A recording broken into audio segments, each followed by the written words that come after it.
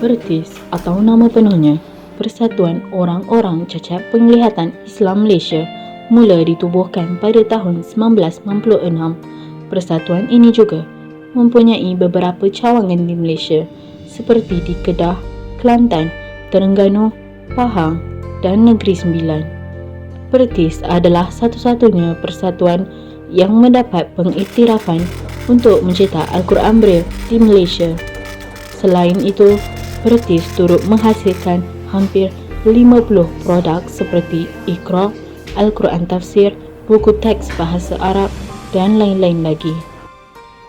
PERTIS mula menubuhkan unit penerbitan ni pada tahun 1997 dan PERTIS mula mencetak Al-Quran ni pada tahun 1998 dan sejak daripada itu sekurang-kurangnya dalam 10,000 lebih OKU penglihatan dah menerima manfaat daripada cetakan Al-Quran ni. PERTIS mula mencetak Al-Quran berkomputer ni apabila adanya sahabat kita Ustaz Muhammad Ali Abdullah yang menulis semula Al-Quran ke dalam sistem komputer dan diletakkan dalam satu software yang namanya Duxbury, dan sejak itulah PERTIS dapat mencetak Al-Quran dengan lebih rancak lah, dengan lebih banyak.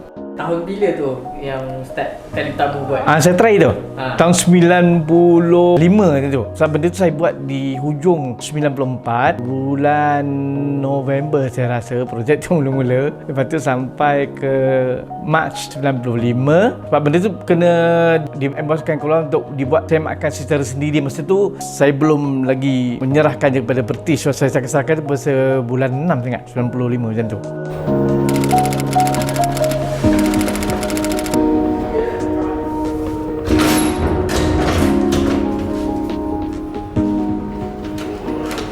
Gunakan mesin braille. Satu mesin tu orang baca kita type. Pakai tangan macam tulisan tangan orang celik lah. Macam tak rata bahasa dia lepas tu bentuk. dapat bila kita dah tulis tu dia akan ada master, dia panggil master copy lah. Master copy tu yang tadi yang pergi pejabat mana tadi dah tunjuk yang pakai thermoform tu kan. Itu masa thermoform tu. Buat photostat pakai thermoform tu lah dulu. Kita kena ada master dulu. Master tu kita kena type pakai tangan lah. Senang Sekarang kalau bila dah komputer, bila dah simpan dalam soft copy, bila kita nak kita enter je keluar lah semua kan. Saya pernah cuba lah. Tulis dengan braille machine tu, bayangkan badan macam kita guna typewriter kan. Tulis, tiba-tiba tengah salah pula. Ya Allah. Kali kedua, salah ke bawah pula. La ilaha illallah. Kedua kali dah. Masuk kali ketiga apa jadi? Bosan lah. Allah. Selain itu, Nur Saliza Jusoh merupakan salah seorang kaki tangan di PERTIS. Beliau telah menguruskan di bahagian pencetakan buku teks di pejabat utama PERTIS yang berada di Gombak. So, kertas ni saiz dia ketebalannya 9.5 GSM lah. Separa 11.5 1/2, iaitu dari kiri ke kanan, dari atas ke bawah dengan berat kertas. So sebenarnya dia sama je macam kertas A4 biasa. Cuma yang membezakan dia GSM dan juga saiz. Kini Braillon, yang ni kita import dari US lah. Dan mesin thermoform ni harga dia RM8,000 Malaysia. Braillon ni harga dia RM5 sekeping. Braillon ni warna dia kuning cair. So function dia untuk kita panaskan apa-apa gambar yang telah ditampal atas kertas. Dia akan timbulkan gambar raja. Untuk penghasilan Al-Quran Braille, kertasnya memerlukan penjagaan yang rapi supaya ia tidak mudah rosak ketika dicetak. Bermula dengan langkah memasukkan maklumat ke dalam komputer sehinggalah kepada proses pencetakan. Semuanya diuruskan oleh golongan OKU penglihatan.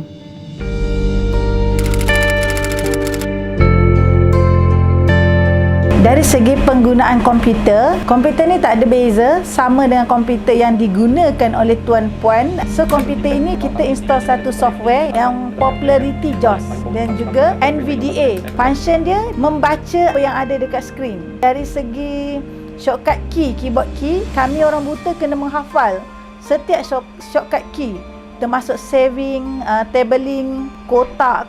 Nak insert gambar ke, kalau orang biasa dia klik guna mouse kan boleh tarik-tarik, kita orang tak. Macam mana nak type tulisan braille? So Duxbury ni adalah software untuk hasilkan titik-titik ni. Type Al-Quran juga mengguna Duxbury, type buku teks pun menggunakan juga Duxbury. Apa-apa dokumen yang untuk di-connect dengan printer. So Taib juga gunakan Dashberry lah kot.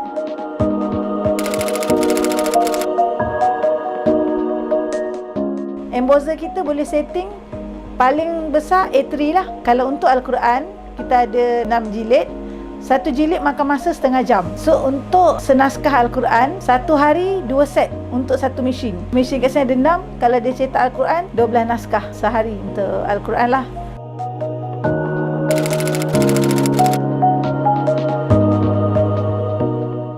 Jaminan saya letakkan 5 tahun paling maksimum. Kerana dengan sentuhan-sentuhan yang berlaku, kadang-kadang tangan kita berpeluh ataupun basah. Jadi titik-titik Al-Quran tu makin lama makin tenggelam dan tidak dapat dibaca. 5 tahun itu yang jarang-jarang digunakan. Tapi untuk pengalaman saya, dalam setahun saya dah tukar 3 set Al-Quran. Waktu saya belajar dulu kat Darul Quran, kami hari-hari gunakan Al-Quran tu untuk proses penghafalan dan pengulangan. 3 set Al-Quran saya tukar dalam masa setahun. Alhamdulillah, ketika itu dana yang Pertis dapat, sumbangan daripada orang ramai, sumbangan daripada badan korporat, kita just call Pertis, minta berapa set Al-Quran nak tukar dan Pertis hantar dekat Darul Quran ketika itu. Dan begitu juga Pertis buat kepada ahli-ahli yang ingin menukar Al-Quran, dan penukaran tu dilakukan secara percuma. Jadi sahabat-sahabat OKU tak perlu beli lagi, hantar yang lama ataupun lupuskan yang lama, kita akan bagi terus yang baru. Selagi ada dana dan sumbangan orang ramai dan badan korporat, lagi itu kita akan serahkan Al-Quran ni secara percuma kepada OKU dengan matlamat satu OKU, satu Al-Quran. Dan bukan saja kita memberi Al-Quran, kita sediakan juga kelas-kelas pengajian untuk mereka bukan sekadar mendapat Al-Quran tapi dapat pandai baca Al-Quran itu sendiri, insya-Allah.